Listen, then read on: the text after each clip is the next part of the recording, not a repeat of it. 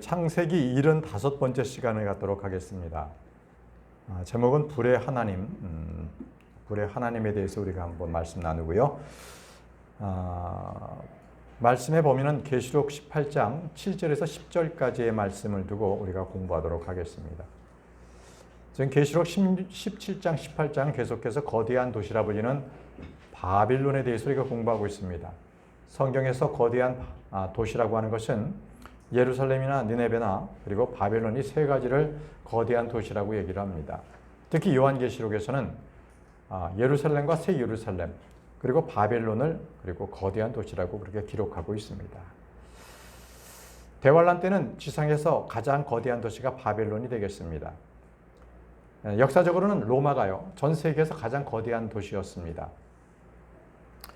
그러나 대환란 때는 이 바벨론이 바로 그 역할을 합니다. 이 바빌론은 창세기 10장부터 그 유래가 시작이 되는 그런 도시입니다.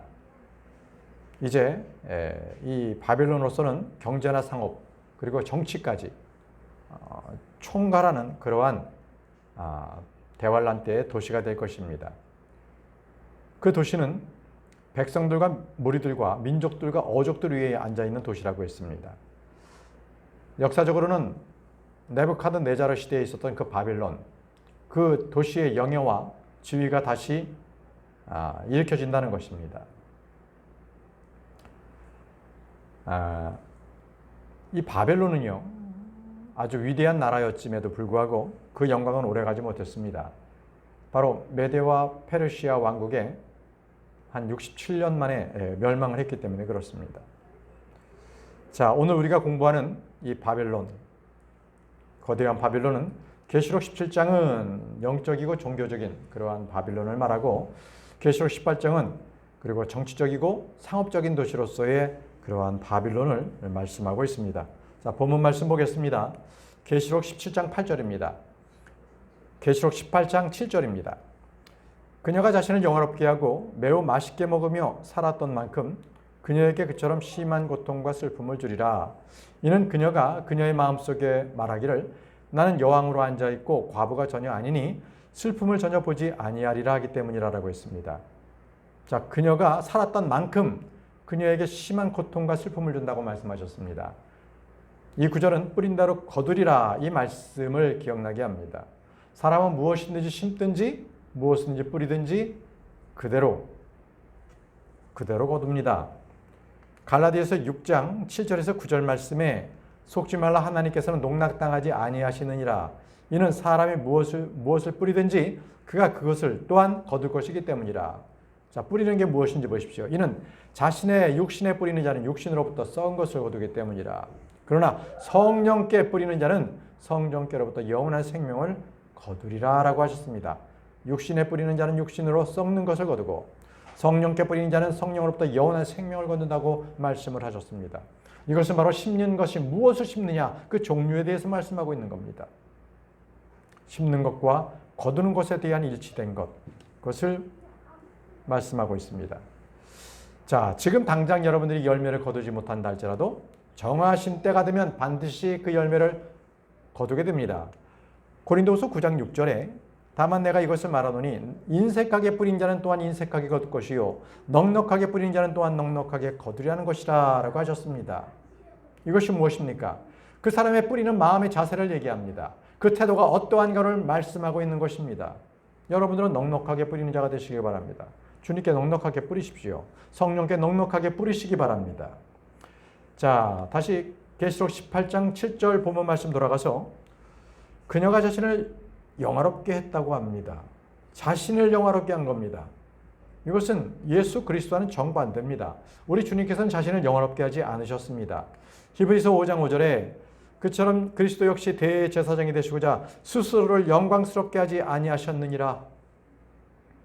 우리 주님께서 스스로 자신을 영광스럽게 드러내지 아니하셨습니다. 자, 다시 말씀해서 그녀가 자신을 영화롭게 하고 매우 맛있게 먹으며 살았던 만큼 그녀에게 그처럼 심한 고통과 슬픔을 주리라고 했습니다. 이것은 바로 하늘에서 내려온 천사가 바벨론의 죄악을 지적하는 것입니다. 그녀가 영화롭게 그리고 맛있게 먹고 살았다고 합니다.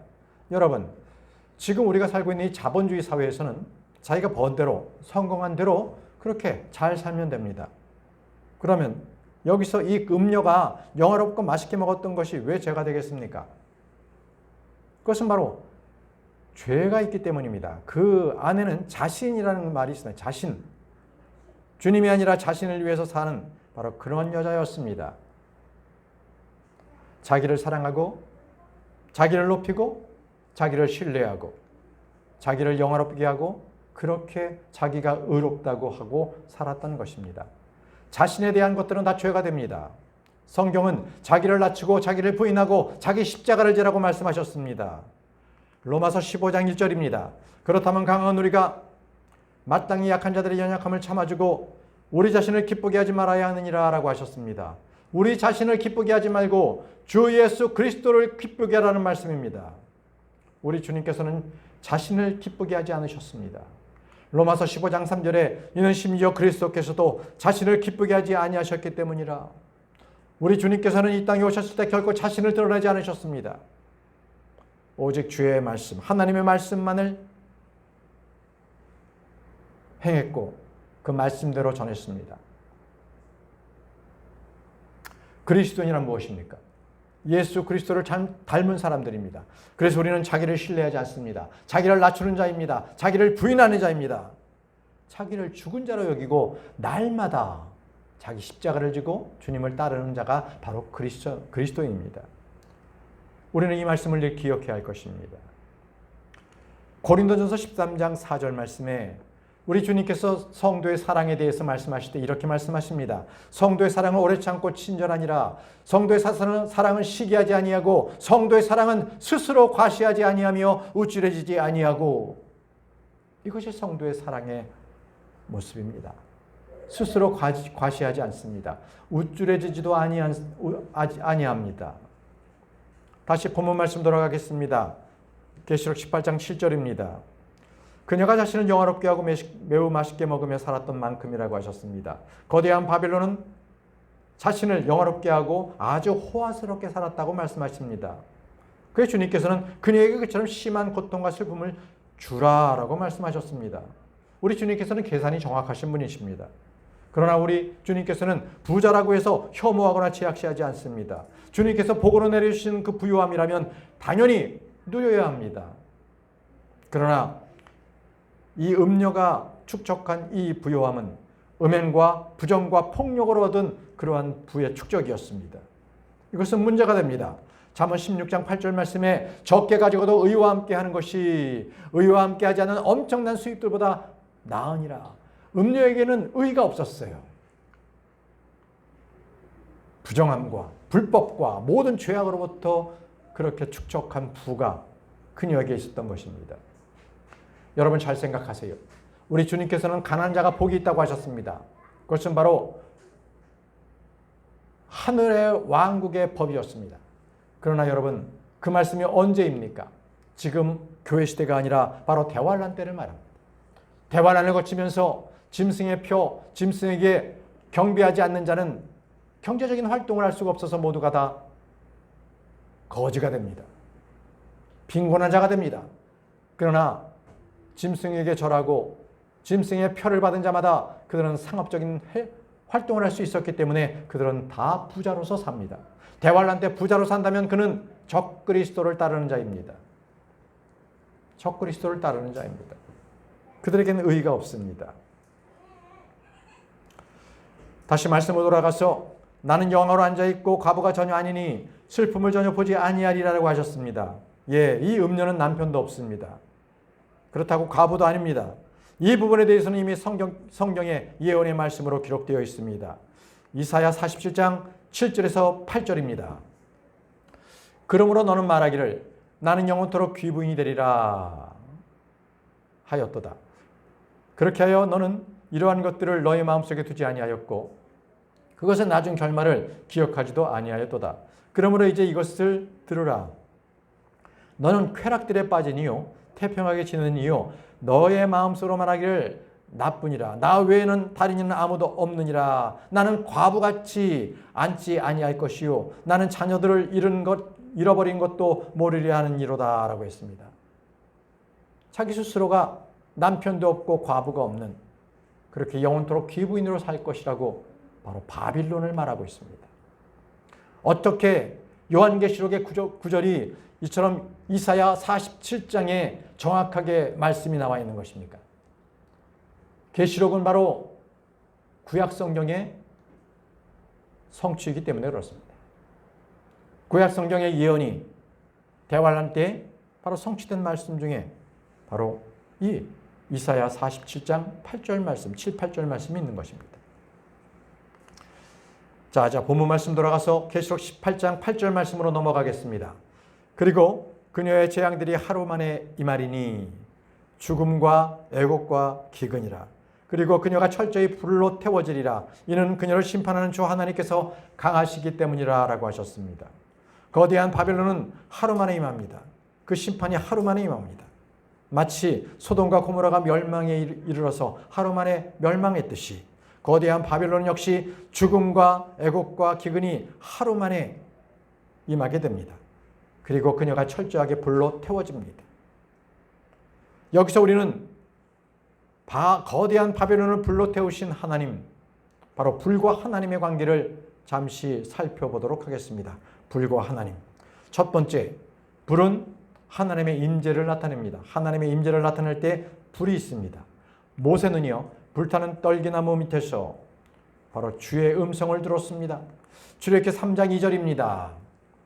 그러자 주의 천사가 한 그루의 떨기나무 가운데 있는 불의 화염 속에서 그에게 나타나셨더라. 떨기나무 한가운데 있는 그 불 속에서 바로 주의 천사가 나타났던 것입니다. 주님의 임재이죠. 우리 주님께서 광야의 이스라엘 백성들을 돌보시고자 했을 때에 바로 불기둥으로 그들을 인도하셨습니다. 출애굽기 13장 21절입니다. 그리고 주께서 그들을 앞서가시며 낮에는 하나의 구름기둥 안에서 그들의 길을 인도하셨고 밤에는 하나의 불기둥 안에서 그들에게 빛을 주시어 주야로 가게 하셨더라. 밤에는 불기둥으로서 그들과 함께 하셨던 것입니다. 또 시나이 산에서 이스라엘은 주께서 불 가운데 그 위로 내려오시는 것을 그들은 목격했습니다. 출애굽기 19장 18절입니다.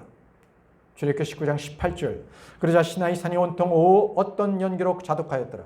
이는 주께서 불 가운데서 그들 위로 내려오신 까닭이라. 그리고 그것의 연기가 용광로의 연기같이 올라갔고 산 전체가 대단히 크게 진동하였더라라고 했습니다. 주님께서 시나이 산 위로 내려오시자 바로 온통 불 가운데 시나이 산이 덮였다는 것입니다. 하나님의 임재입니다. 자, 두 번째, 불은요, 하나님의 영광의 상징을 나타냅니다. 영광의 상징, 그럴 때 불이 나타납니다. 우리 주님께서는요, 집어삼키는 불과 같다고 했습니다. 출애굽기 24장 17절에 그러자 이스라엘 자녀들의 눈에는 주의 영광의 광경이 그 산 꼭대기 위에서 집어삼키는 불 같더라. 주의 영광의 광경이 바로 집어삼키는 불과 같이 그렇게 나타났다는 것입니다. 여러분, 그래서 백보자 심판 때에 주님께서 앉아 계신 그곳을 봤을 때에 주님께서는 맹렬한 불꽃이었고 주님께서 앉아 계신 바로 그 앞에는 불줄기가 흘러나왔습니다. 다니엘서 7장 9절에서 10절입니다. 다니엘서 7장 9절에서 10절. 나는 그 보좌들이 무너질 때까지 주목하였더니 태고의 날들부터 계시는 분께서 앉아 계셨느니라. 그분의 의복은 눈같이 하얗고 그분의 머리털은 순수한 양털 같았더라. 그분의 보좌는 맹렬한 불꽃 같았고 그녀의 바퀴들은 극렬한 불 같았더라. 한 줄기가 그분의 앞에서부터 흘러나왔더라. 자, 여기서 그분의 보좌가 맹렬한 불꽃 같았고 그분이 계신 바로 그곳의 바퀴가 극렬한 불 같았고 그리고 그분이 앉아 계신 보좌 앞에는 불줄기가 그렇게 그분 앞에서 흘러나왔다고 합니다. 불입니다. 자, 세 번째로 불은 사악한 자들을 심판하시는 주님의 심판의 도구입니다. 심판의 도구로서 불이다. 여러분들 잘 아시다시피 소돔과 고모라는 불로 멸망했습니다. 창세기 19장 24절입니다. 그때 주께서 소돔과 고모라 위에 주께로부터 나온 유황과 불을 하늘에서 비처럼 내리셨더라 라고 했습니다. 소돔과 고모라를 주님께서 멸망시키실 때 하늘로부터 불과 유황이 내려왔습니다. 그리고 사탄의 군대들을 멸하실 때 불로써 그들을 삼켜버리셨습니다. 계시록 20장 9절입니다. 계시록 20장 9절. 그리고 그들은 땅의 넓은 곳 위로 올라갔고 성도들의 진영과 그 사랑받는 도성을 포위하였더라. 그러자 하나님께서 하나님께로부터 불이 내려와서 그들을 집어삼켰더라. 천년왕국 이후에 사탄을 쫓던 온 민족들은 하나님께서 그들을 한순간에 불로서 삼켜버리십니다. 우리 주님께서는 구원받지 못한 죄인들을 그 불로서 심판하십니다. 그들을 지옥에 던지시죠. 계시록 20장 15절입니다. 계시록 20장 15절. 그리고 누구든지 생명책 안에 기록된 것이 발견되지 않는 자는 불의 호수 속에 던져졌더라. 구원받지 못한 자는 불의 호수 속에 던져지면 심판입니다. 우리 주님께서는 태워버리시는 불이십니다. 히브리서 12장 29절입니다. 이는 우리 주님께서는 태워버리시는 불이시기 때문이라. 우리 주님께서는 태워버리십니다. 심판하시는 분이십니다. 그래서 주님께서는요, 하나님의 말씀을 거역하는 자들을 불로서 심판하십니다. 불로서 심판하세요. 에스겔 21장 31절에 그리고 내가 나의 격분을 너희 위에 쏟아붓겠으니 내가 너를 대적하여 나의 진노의 불을 내뿜으며 짐승 같은 사람들이자 멸하는 데 숙련된 자들의 손에 너를 넘겨주겠노라. 내 진노의 불을 바로 하나님의 말씀을 대적하는 자들을 그들 위에 쏟아붓겠다고 말씀하십니다. 네 번째입니다. 네 번째로 불은 정화의 수단입니다. 정화의 수단. 보통 주의 제단 앞에 주님의 불이 나타났을 때, 불로 태웠을 때 그것을 정화하기 위한 것이었습니다. 레위기 9장 24절입니다. 레위기 9장 24절. 그러자 불이 주 앞에서 나왔고 제단 위에 있는 번제물과 지방을 살랐더라. 모든 백성이 그것을 보자 그들이 함성을 지르며 자신들의 얼굴을 대고 엎드렸더라. 두렵습니다. 두렵고 하나님의 불이 나왔어요. 주님 앞에서. 그리고 제단 위에 있는 번제물과 그 지방들을 아예 불로 완전히 살아버리셨던 거죠. 이토록 주님께서는 불로 정령시키시고 깨끗하게 하시는 분이십니다. 불은 시련의 도구이기도 합니다. 믿음을 통해서 그들을 단련시키고 그들을 금같이 나오게 하십니다. 주님께서는 남은 자들을 불로 정련하시는 분이십니다. 스가랴 13장 9절입니다. 스가랴 13장 9절. 그리고 내가 3분의 1을 불을 통과하도록 데려갈 것이요 은을 정지하듯 그들을 정지하고 금을 정령하듯 그들을 정련하겠노라. 그들이 나의 이름을 부르리니 내가 그들의 말을 듣겠노라. 내가 말하기를 그것은 나의 백성이라 하겠으니 그들은 말하기를 주께서 나의 하나님이시라 하리라. 완전히 정련되고 난 뒤에 금과 은같이 나오는 그들을 주님께서는 나의 백성이라고 하십니다. 그들은 정련된 거예요. 단련된 것입니다. 이토록 주님께서는 성도들의 행위들을 불로서 심판하시는 분이십니다. 우리 역시도 불로서 심판을 받게 됩니다. 고린도전서 3장 13절에 모든 사람의 일이 저마다 명백하게 드러나게 되리라. 이는 그날이 그것을 분명하게 밝힐 것이기 때문이요 그것이 불에 의하여 드러날 것이기 때문이라. 그런즉 그 불이 모든 사람들의 일을 각각 그것이 어떤 종류인지 검사하리라고 했습니다. 그것이 불에 의하여 각 드러나게 될 것이라고 했습니다. 우리의 모든 행위가 선한 행위를 했다면 그것이 금광과 보석으로 남을 것이고 자기를 위해서 그렇게 행했다면 그것은 구루터기와 같이 지푸라기와 같이 그렇게 불로 타서 없어질 것입니다. 다시 본문 말씀 돌아가겠습니다. 계시록 18장 9절로 넘어갑니다. 그리고 땅의 왕들 곧 그녀가 함께 음행하였고 매우 맛있게 먹으며 살았던 자들은 그들이 그녀가 태워지는 연기를 볼 때 그녀로 인하여 통곡하고 그녀를 위하여 애통해하리라 라고 했습니다. 자, 여기서 지금 애통하는 자, 슬퍼하는 자들은요, 땅의 왕들을 말합니다. 땅의 왕들. 그 왕들은 그녀와 함께 음행도 했고 매우 맛있게 먹었다고 했습니다. 그렇게 살아왔던 것이죠.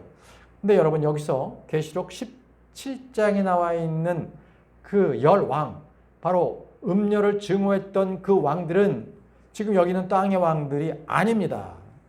구분을 하셔야 합니다.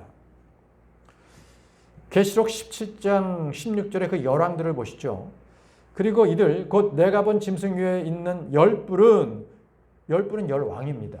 그 음료를 증오할 것이요 그녀를 황량하게 벗겨지게 만들 것이요 그녀의 살을 먹고 그녀를 불로 태울 것이라. 예, 여기서 지금 이 열왕들은 거대한 바벨론을 증오해서 그녀를 황량하게 벌겨벗기고 그녀의 살을 먹고 그녀를 불로 태운다고 했습니다. 그러니까 여기서 나오는 이 열왕들은요, 종교적인 권세 그 지위를 이 음료로부터 빼앗아 버리는 거죠. 그러나 지금 계시록 18장에서 땅의 왕들은 거대한 바벨론에서 함께 먹고 마시며 음료와 함께 음행을 했던 바로 그러한 땅의 왕들인데, 그렇기 때문에 도시가 파괴될 때 그들은 슬피 탄식을 했습니다. 온 세상 모든 민족들 위에 군림했던 그 바벨론은 열왕들에 의해서 그들의 증오를 받고 불태워지고, 그러나 계시록 18장에서는 계시록 17장과 달리 그 자체 도시가 무너지는 것을 그대로 보여주고 있는 것입니다. 땅의 왕들은 그녀와 함께 음행하고 매우 맛있게 먹으며 살았던 자들입니다. 근데 이 구절이 시편에 나옵니다. 시편 2편 2절에서 3절입니다. 시편 2편 2절에서 3절. 땅의 왕들이 나서고 땅의 왕들이 이 거대한 바벨론과 함께 주의 백성들을 치려고 하는 거죠. 지휘자들이 함께 의논하나니 주와 그분의 기름 부은 자들을 대적하며 말하기를 우리가 그들의 결박들을 산산히 부수고 그들의 끈들을 우리에게서 던져버리지 않는도다 라고 했습니다. 땅의 왕들은 연합해서 주의 기름 부은 자들을 대적했습니다. 그러나 이들 모두는 아마겟돈 전쟁을 통하여서 다 죽임을 당하고 공중의 새들의 먹이가 되는 거죠. 시편 76편 12절 말씀 보십시오. 시편 76편 12절 말씀, 그분께서 통치자들의 영을 끊어버리시리라. 그분께서는 땅의 왕들에게 공포스러우시리라 라고 하셨습니다. 거대한 바벨론의 멸망을 보았던 이 땅의 왕들은 주님께서 바로 그 거대한 바벨론을 완전히 한 시간 내에 멸망시키자 주님을 두려워했어요. 그렇기 때문에 그들은 바벨론의 멸망을 보고 난 이후에 주 예수 그리스도에 대한 부담에 대한 두려움을 갖고 있는 겁니다. 이사야 24장 21절에서 22절 말씀 보십시오. 이사야 24장 21절에서 22절. 그리고 그날에 이러한 일이 있으리니 주께서 높은 곳에 있는 높은 이들의 군대와 땅 위에 있는 땅의 왕들을 벌하시리라. 그리하면 그들은 마치 죄수들이 구렁 안에 모아진 것 같이 한데 모아질 것이요 감옥 안에 갇히리니 여러 날이 지난 후에 그들은 벌을 받으리라 이렇게 말씀하셨습니다. 지금 여기서 보시면 땅에 있는 땅의 왕들이 벌을 받습니다. 심판을 받는다는 것입니다. 그들은 음료와 함께 음행했고 호화로이 살았던 그 땅의 왕들이었습니다. 바벨론의 멸망과 함께 땅의 왕들도 멸망합니다. 10절로 넘어가겠습니다. 계시록 18장 10절 말씀. 그녀의 심한 고통에 대한 두려움으로 인하여 멀리 떨어져 서서 말하기를 아 슬프도다 아 슬프도다 저 거대한 도시 바빌론이요 저 막강한 도시요 이는 한 시간 만에 너희 심판이 임하였기 때문이라 하니라 라고 했습니다. 땅의 왕들은 거대한 바벨론이 불에 타는 것을 보고 그들은 슬피 탄식하며 애통해합니다. 그들은 멀리 서서 아 슬프도다 하면서 거대한 바벨론이 멸망하는 것을 안타까워하고 있습니다. 그런데 그 거대한 도시, 그 막강한 도시가 말이죠, 단 한 시간 만에 멸망한다는 것입니다. 갑작스럽게 멸망한다는 것이죠. 이런 일도 없습니다. 우리가 어느 도시에 큰 재앙이 나타났다고 하면 그 재앙들이 완전히 불타 없어지는데 그래도 오랜 시간들이 걸리지 않겠습니까? 그런데 여기 거대한 바벨론은 완전히 멸망할 때까지, 불에 탈 때까지 1시간 만에 그것이 다 소멸된다고 하십니다. 1시간 만에. 바로 주님께서 심판하시기 때문입니다. 네, 오늘은 거대한 바빌론의 이 불타는 것, 그리고 이제 첫 번째로 땅의 왕들이 그 모습을 보고 실패 애곡한 것을 우리가 보았고, 다음번에는 또 다른 인물들이 이 거대한 바빌론의 멸망을 아주 탄식하는 장면이 또 나오는데 다음 시간에 우리가 다루도록 하겠습니다. 기도하겠습니다.